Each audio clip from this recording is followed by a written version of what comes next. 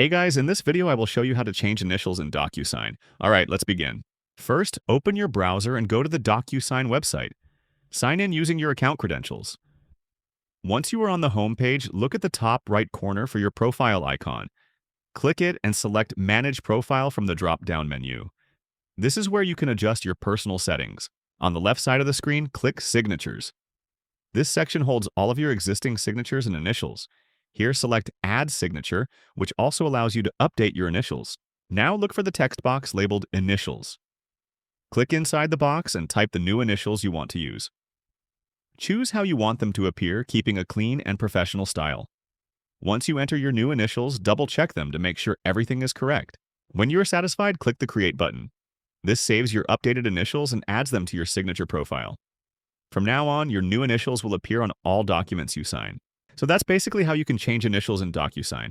That's it for this video. Thanks.